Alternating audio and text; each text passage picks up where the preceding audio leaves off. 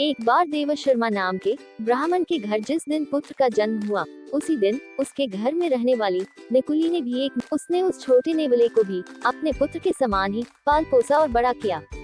वह नेवला सदा उसके पुत्र के साथ खेलता था। दोनों में बड़ा प्रेम था। देवशर्मा की पत्नी भी दोनों के प्रेम को देखकर प्रसन्न थी, किंतु एक दिन उसकी इस आशंका का बुरा परिणाम निकल आया।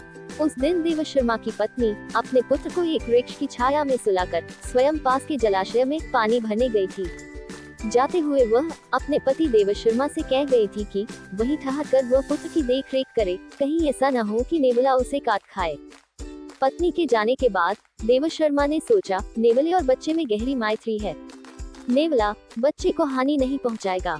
ये सोचकर वह अपने सोए हुए बच्चे और नेवले को वृक्ष की छाया में छोड़कर स्वयं भिक्षा के लोभ से कहीं चला गया। दैववश उसी समय एक काला नाग पास के बिल से बाहर निकला। नेवले ने उसे देख लिया। उसे डर हुआ कि कहीं यह उसके मित्र को न डस ले, इसलिए वह काले नाग पर टूट पड़ा और स्वयं बहुत क्षत विक्षत होते हुए भी उसने नाग के खंड खंड कर दिए। सांप को मारने के बाद वह उसी दिशा में चल पड़ा जिधर देवशर्मा की पत्नी पानी भरने गई थी। उसने सोचा कि वह उसकी वीरता की प्रशंसा करेगी, किंतु हुआ इसके विपरीत। उसकी खून से सनी देह को देखकर ब्राह्मण पत्नी का मन यह विचार आते ही उसने क्रोध से सिर पर उठाए घड़े को नेवले पर फेंक दिया। छोटा सा नेवला जल से भारी घड़े की चोट खाकर वहीं मर गया। ब्राह्मण पत्नी वहां से भागती हुई वृक्ष के नीचे पहुंची। वहां पहुंचकर उसने देखा कि उसका पुत्र बड़ी शांति से सो रहा है और उससे कुछ दूरी पर एक काले सांप का शरीर खंड खंड हुआ पड़ा है। इसी बीच ब्राह्मण देवशर्मा भी वहां आ गया। वहां आकर उसने अपनी पत्नी को विलाप करते देखा तो उसका मन भी शंकित हो गया, किंतु पुत्र को कुशल पूर्वक सोते देख उसका मन शांत हुआ।